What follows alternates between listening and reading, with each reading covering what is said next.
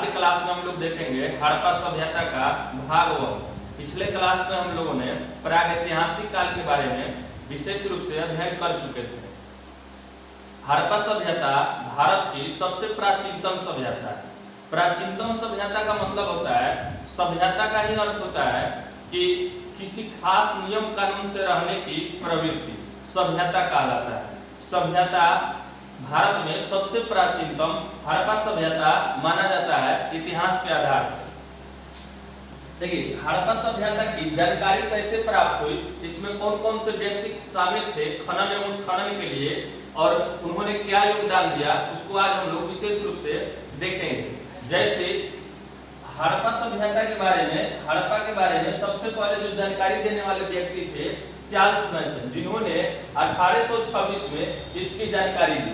1826 में चार्ल्स मैसन ने हड़प्पा जगह का एक टीला देखा और टीला देखने के बाद इनको लगा कि यहाँ पे पुरानी संस्कृति बसी हुई है, इसीलिए इन्होंने हड़प्पा की खुदाई के लिए आग्रह किया अंग्रेज से।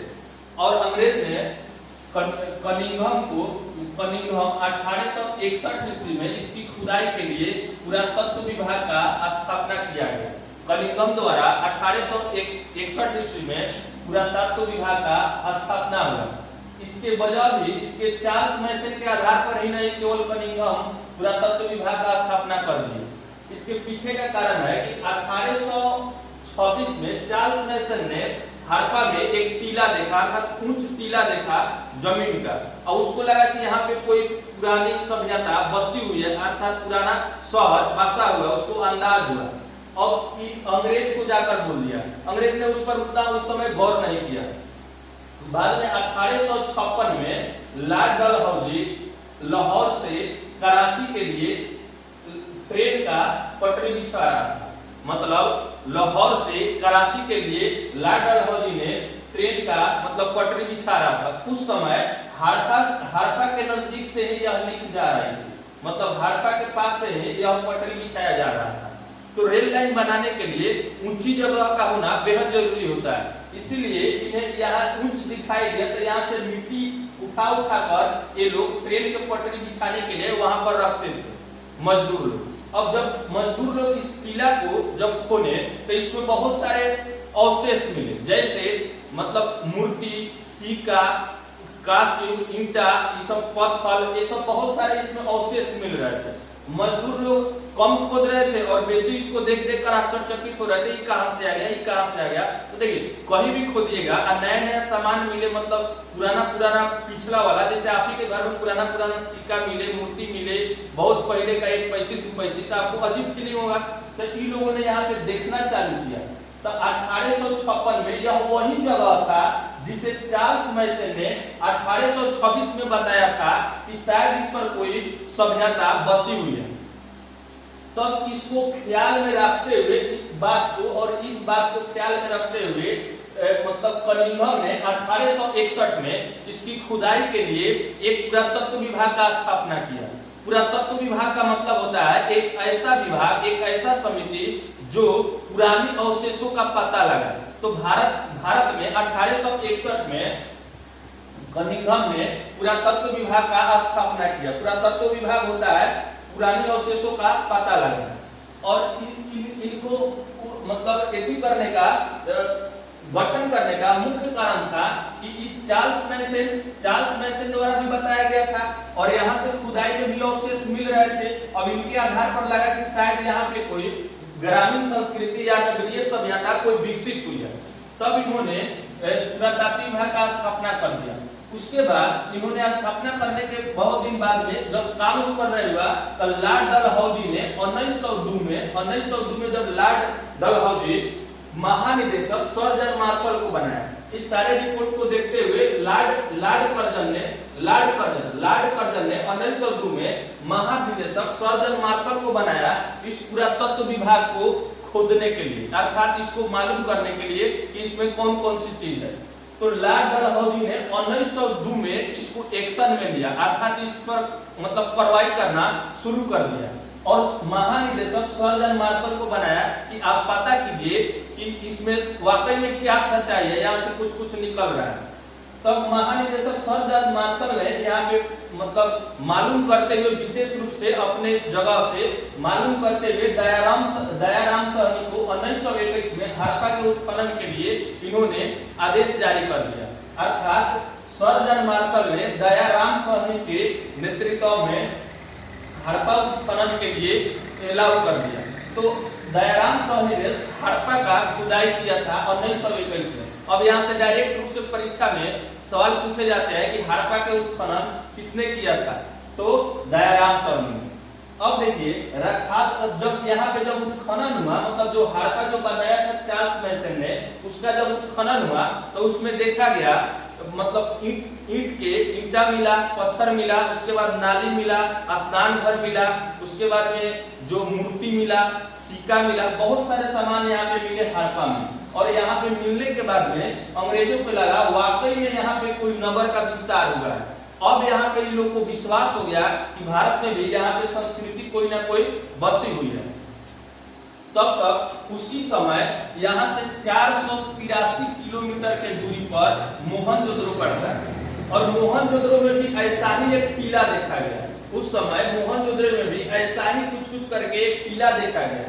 अब अंग्रेजों को लगा कि यहाँ पर तो उत्खनन में बहुत सारे पुरानी सामान मिले हैं, तो पुरातात्विक साक्ष्य मिले हैं, तो इनको लगा इसको भी खोद कर देखते हैं, शायद इसमें से भी कुछ बाहर है। जब अंग्रेज ने जब यहाँ से 483 किलोमीटर के दूरी पर जब मोहनजोदड़ो का उत्खनन कराया, मोहनजोदड़ो के जो किला था, तो वह 1922 में रखालदास बनर्जी के नेतृत्व में मोहनजोदड़ो का उत्खनन हुआ। और इस उत्खनन के माध्यम से जब पुरातात्विक अवशेष मिले, इसमें सेम टू सेम वही मतलब लगभग उसी प्रकार के सभी सामान मिले जिस प्रकार हड़प्पा में मिले थे। अर्थात हड़प्पा में जिस प्रकार के ईंट मिले थे, स्नानाघर मिले थे, नाली मिले थे, उसके बाद में आपका सिक्का, मूर्ति, ये सब यहाँ भी मिला। अब इन लोगों को लगा कि हड़प्पा सभ्यता और यह 483 किलोमीटर के दूर पर मोहनजोदड़ो में भी ऐसी नगरीय सभ्यता विकसित हुई है। तब इन्होंने फिर आदेश जारी किया अंग्रेज कि अब भारत में पूरा पता करो कि भारत में कहां-कहां ऐसे किले हैं जिनको खोद कर देखा जाए और इनके इतिहास को खोद कर देख लिया जाए कि वास्तव में ये लोग कब से इनमें नगर का विस्तार हुआ है भारत में। तो जब यहाँ से 483 किलोमीटर के दूर पर मोहनजोदड़ो का खुदाई हुआ, तब भारत में जब देखा गया तो ऐसे किले बहुत सारे मिले। गुजरात में, महाराष्ट्र में, राजस्थान में, मध्य प्रदेश में। अब अंग्रेज ने एक एक करके सब कुछ चालू कर दिया खोदना, और उसका मेन टारगेट था कि यहाँ की संस्कृति की पहचान की जाए, यह कब से बसी है, इसके संस्कृति में कौन कौन से चीज शामिल है। क्योंकि देखिए इसके एक थोड़ा सा इसे पॉइंट से हटकर हम लोग चलते हैं। अंग्रेज का देखिए 1857 में सैनिक विद्रोह हुआ था, जिसमें मंगल पांडे प्रथम शहीद व्यक्ति थे, जिन्होंने मतलब अंग्रेज का विद्रोह किया था 1857 में। तो 1857 में विद्रोह करने का मेन कारण था उस गाय का चर्बी वाला कारतूस। आप लोग जानते होइएगा कि 1857 की क्रांति बहुत बड़ी क्रांति हुई थी। यदि थोड़ा सा इसमें मतलब थोड़ा और देर तक इसको क्रांति को जारी रखा जाता तो शायद भारत 1857 में भी आजाद हो जाता, लेकिन कुछ गलतियों की वजह से हम लोग दब गए, ताकि फिर अंग्रेज ने इसे 100 साल अधिक तक बढ़ाकर 1947 तक राज किया, अंततः तो उसको छोड़ना पड़ा। तो देखिए इसमें क्या हुआ था, गाय का चर्बी इसमें इसको कारतूस में मिलाया गया, जिसको मंगल पांडे को जानकारी हुआ कि इसमें हम हिंदू हैं और गाय का कारतूस मिला दिया गया, इसलिए वो गुस्से में आकर एक अंग्रेज अधिकारी को वहीं पे मार दिया था। और किसको, क्योंकि देखिए अंग्रेज लोग को यह मालूम नहीं चलता है, मतलब उन लोगों को पहले मालूम नहीं चला था कि भारत की संस्कृति क्या है। अब गाय का महत्व भारतीय व्यक्तियों के लिए, खासकर हिंदू के लिए बहुत अधिक, क्योंकि हिंदू गाय को माता मानता है और उसका चर्बी से ये लोग कारतूस बना रहे थे और सैनिक को उसी को यूज करने के लिए दे रहे थे। और अंग्रेज लोग का मतलब क्रिश्चियन होते हैं तो वो सब कुछ खाते हैं, तो उनको लगा कि जो हम गाय खाते हैं इसी से कारतूस बना रहे थे, इससे क्या दिक्कत है। अब मंगल पांडे को जब यह मालूम चला तो मंगल पांडे लगा उसको मारने, अंग्रेज अधिकारी को लगा मारने। अब वो बार बार पूछ रहा है कि इसमें गलती क्या है, हमारा गलती क्या है। मंगल पांडे बता ही नहीं रहा था, मंगल पांडे बस इतना ही कह रहा था कि तू गाय का चर्बी काय मिलाए, अंग्रेज को समझ आ रहा था गाय का चर्बी मिलाने से क्या होगा, गाय का मीट तो हम लोग सब कोई खाते हैं, अंग्रेज का ऐसा मानना था। लेकिन मंगल पांडे का मानना था कि नहीं, कि गाय हमारी माता है और इसका चर्बी का यूज नहीं किया जा सकता है। अब इस मतलब इस दौर में इसको मतलब मार दिया गया अंग्रेज अधिकारी को, तो इसको अभी तक ले भारत की संस्कृति के बारे में विशेष रूप से पहचान नहीं थी, इसीलिए यह जड़ तक पहुंचना चाहता था कि भारत की संस्कृति में कौन कौन से चीज का महत्व है। इसीलिए इन्होंने उत्खनन कराना शुरू किया और उत्खनन में बहुत सारे जगह का खुदाई हुआ, हर जगह लगभग ऐसा ही सामान मिले। बाद में जब इसको मापा गया मतलब 13 लाख किलोमीटर में फैला था, यानी भारत में हड़प्पा सभ्यता लगभग 13 लाख किलोमीटर में फैला हुआ था।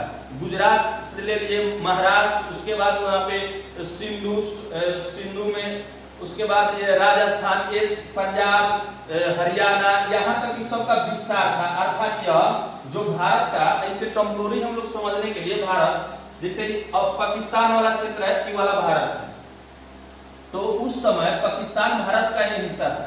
तो यहाँ से लेकर यहाँ जैसे यहाँ महाराष्ट्र है, उसके बाद राजस्थान है, पंजाब है, हरियाणा है, तो इस सब में यहाँ सब पर ऐसे ही कुछ अवशेष मिले।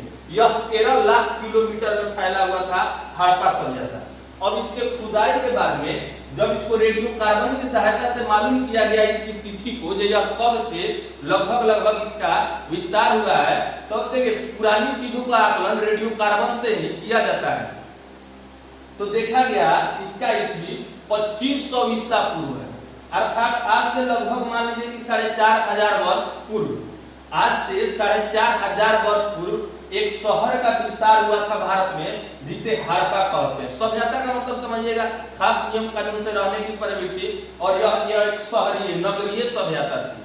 तो हड़प्पा सभ्यता 2500 ईसा पूर्व की सभ्यता है, उत्खनन के माध्यम से हम लोग को मालूम चला। और इसके पहले भारतीयों को मालूम नहीं था। भारतीयों से इसके पहले पूछा जाता था कि आपकी संस्कृति कितने वर्ष पुराना है, तो भारतीयों को यह मालूम था कि 1500 ईसा पूर्व ऋग्वेद की रचना हुई है, यहीं से हम लोग का जीवन बसर, मतलब यहीं से हमारी नगरीय सभ्यता का विकास हुआ है। मतलब भारतीय व्यक्ति को पहले मालूम नहीं था, लेकिन जब उत्खनन हुआ तब मालूम चला कि हम लोग का इससे नहीं, हम लोग का 2500 ईसा पूर्व है, अर्थात इसे 1000 ईसा पूर्व मतलब पहले से। इसके बाद में इसके उत्खनन के आधार पर जब मतलब निष्कर्ष निकाला गया, तो यह भारत का सबसे प्राचीनतम सभ्यता है। हड़प्पा सभ्यता को भारत का सबसे प्राचीनतम सभ्यता कहते हैं, तथा यह अधैतिहासिक काल की सभ्यता है। अधैतिहासिक काल का मतलब इसमें लिखा हुआ है लेकिन इसको पढ़ा नहीं जा सका है, इसमें केवल पुरातात्विक साक्ष्य के आधार पर ही इसका निष्कर्ष निकाला गया है। यह काष्ठयुगीन सभ्यता है। हड़प्पा सभ्यता को याद रखिएगा, इसके 3 नाम। यह सबसे प्राचीनतम सभ्यता है, यह अधैतिहासिक काल की सभ्यता है, यह काष्ठयुगीन की सभ्यता है। साथ ही यह भारत का पहला नगरीय सभ्यता है। हड़प्पा सभ्यता को भारत का पहला नगरीय सभ्यता कहते हैं, क्योंकि भारत में सबसे पहले नगर का विकास यहीं पे हुआ था। और इसके देखिए, इसके मतलब हड़प्पा के उत्खनन का श्रेय किने जाता है, मतलब हड़प्पा के उत्खनन के लिए सबसे अधिक श्रेय किने मतलब किसको दिया जाएगा। तो देखिए बीपीएससी में एक बार पूछा हुआ था कि हड़प्पा के उत्खनन का श्रेय किसे जाता है। तो देखिए हड़प्पा सभ्यता के उत्खनन का श्रेय लॉर्ड कर्जन को जाता है। हड़प्पा सभ्यता का लीजिए, हड़प्पा सभ्यता के उत्खनन का श्रेय किसे जाता है, तो लॉर्ड कर्जन, क्योंकि लॉर्ड कर्जन ने ही 1902 में महानिदेशक सर जॉन मार्शल को बनाया और सर जॉन मार्शल ने दयाराम साहनी और अखालदास बनर्जी को ठेकेदारी दिया।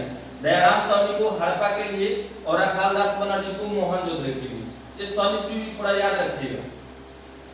अब आइए विश्व में भी इसके समकालीन बहुत सारे सभ्यताएं हैं, मतलब विश्व में भी हड़प्पा सभ्यता के समकालीन बहुत सारे सभ्यताएं हैं। जैसे मान लीजिए, जैसे यह भारत का नक्शा है मान लीजिए, और यह पाकिस्तान है, और यह मान लीजिए कि यह पूरा विश्व है।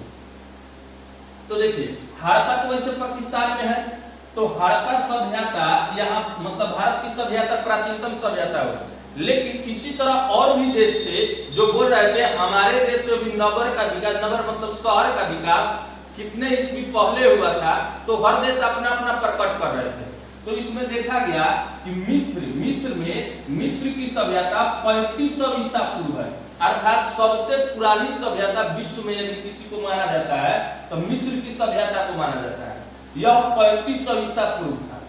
और इसके बाद में चीन ने अपना प्रमाणित किया कि हमारी सभ्यता 3000 ईसा पूर्व है। चीन ने भी कहा हमारी सभ्यता 3000 ईसा पूर्व है। उसके बाद में यूरोप के पास एक जगह है मेसोपोटामिया, तो मेसोपोटामिया की सभ्यता भी 2700 ईसा पूर्व की सभ्यता है। यह सब इसके समकालीन है। और यूनान की क्रीट की सभ्यता भी 2700 ईसा पूर्व है। और उसके बाद में देखिए ये सब हड़प्पा सभ्यता के समकालीन सभ्यता थे। जैसे एग्जाम में पूछ लिए जाते हैं कि हड़प्पा सभ्यता के समकालीन निम्न में से कौन कौन सी सभ्यताएं थी, तो देखिए मिस्र की सभ्यता, यूरोप की सभ्यता, यूनान की सभ्यता, चीन की सभ्यता। तो इसमें आपका सभी आंसर होगा, इनमें से सभी। तो इसको याद रखिएगा। और इसमें भी सबसे प्राचीनतम सभ्यता विश्व की बात की जाए तो वह मिस्र की सभ्यता है जो 3500 ईसा पूर्व है। इसके बाद चीन की सभ्यता जो 3000 ईसा पूर्व है। यूरोप की मेसोपोटामिया और यूनान की क्रीट की सभ्यता लगभग दोनों एक जैसे 2700 ईसा पूर्व में माना जाता है। हड़प्पा की सभ्यता 2500 ईसा पूर्व है। हड़प्पा सभ्यता 2500 ईसा पूर्व है। अब देखिए इस पर एग्जाम में किस प्रकार के प्रश्न पूछे जाते हैं। जैसे देखिए अब एक बार हम लोग री कर लिया जाए। हड़प्पा भारत की सबसे प्राचीनतम सभ्यता है। यह कांस्ययुगीन सभ्यता है। यह ऐतिहासिक काल की सभ्यता है। इसका विस्तार 13 लाख किलोमीटर के क्षेत्र में हुआ है। इसको याद करने के लिए आपको एक सूत्र बता रहा है। जैसे मोबाइल नंबर किसी का याद किया जाता है 1299 अर्थात हड़प्पा सभ्यता का विस्तार कितने किलोमीटर के रेंज में हुआ है, तो याद रखिएगा 1299 किलोमीटर। और इसके देखिए इसको सबसे पहले हड़प्पा के संकेत देने वाले यानी इसको मतलब बताने वाले, दिखाने वाले पहले व्यक्ति चार्ल्स मेसन थे, जिन्होंने हड़प्पा की जानकारी दी थी।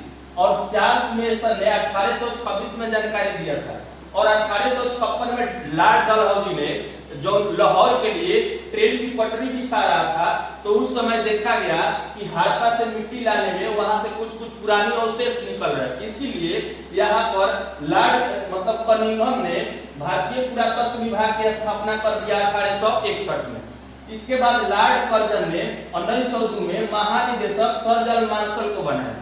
सर जॉन मार्शल ने दयाराम साहनी को 1921 में हड़प्पा का उत्खनन के लिए मतलब ठेकेदारी दिया। ऐसे समझने के लिए आप समझ सकते हैं कि सर जॉन मार्शल ने हड़प्पा के उत्खनन के लिए दयाराम साहनी को 1921 में मतलब ठेकेदारी दिया। उसी प्रकार राखाल दास बनर्जी को 1922 में मोहनजोदड़ो का उत्खनन करने के लिए इनको ठेकेदारी मिला। और देखिए लगभग इस सब में एक ही तरह के लगभग समान मिले, कुछ थोड़ा अल्टर था। लेकिन ऐसे देखा गया कि भारत की सभ्यता बहुत पुरानी सभ्यता है, अर्थात 2500 ईसा पूर्व की भारत की सभ्यता थी।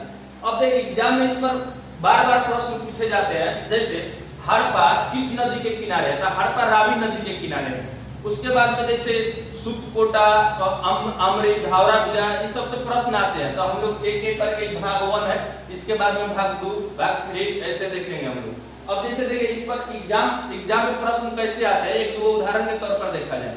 जैसे पूछा जाएगा आपसे हड़प्पा सभ्यता के उत्खनन का श्रेय किन्हें जाता है, तो बस आप याद रखिएगा लॉर्ड कर्जन का, क्योंकि लॉर्ड कर्जन ने इसको खुदवाया था। लॉर्ड कर्जन ने ही महानिदेशक सर जॉन मार्शल को बनाया था। लेकिन वही पूछे हड़प्पा का उत्खनन किसने किया था, तो दयाराम साहनी। और मोहनजोदड़ो का उत्खनन किसने किया था, राखाल दास बनर्जी। लेकिन हड़प्पा सभ्यता का पूरा के उत्खनन का श्रेय किन्हें जाता है, तो लॉर्ड कर्जन। ये बीपीएससी में एक बार पूछा है, इसलिए इसको हम बार-बार भी कर रहे हैं। अब देखिए अब इससे ऐसे भी पूछता है जैसे इसके समकालीन विश्व में कौन-कौन सी सभ्यताएं थी या कौन-कौन सी सभ्यताएं नहीं थी, तो इसके आधार पर आप लोग इसकी पहचान कर सकते हैं। जैसे अब हड़प्पा सभ्यता का आकार त्रिभुजाकार था। हड़प्पा सभ्यता का आकार त्रिभुजाकार था, जैसे यहाँ हड़प्पा सभ्यता फिर इधर था जम्मू कश्मीर फिर महाराष्ट्र में, अब इसको ऐसे ऐसे करके मिला दी। ये अलग त्रिभुजाकार इसकी सभ्यता थी। हम लोग अगले भाग में इसको देखेंगे, विशेष रूप से अध्ययन करेंगे कि इसकी आकार, इसमें खुदाई में कौन कौन से नदी हैं, कौन कौन से जगह पर कौन कौन से नदी के साथ किसकी जगह का मतलब ताल्लुकात है, इसका संबंध है, तथा इसमें कौन कौन से समान पुरातात्विक साक्ष्य मिले हैं। जैसे कहीं काशी की नर्तकी मिले हैं, तो कहीं पशुपतिनाथ की मतलब साक्ष्य मतलब फोटो मिले हैं। मतलब फोटो का अर्थ मतलब समझिएगा कि वहाँ पे चित्रकला, तो ये सब इसमें हम लोग देखेंगे अगले भाग में। आज के लिए बस इतना ही।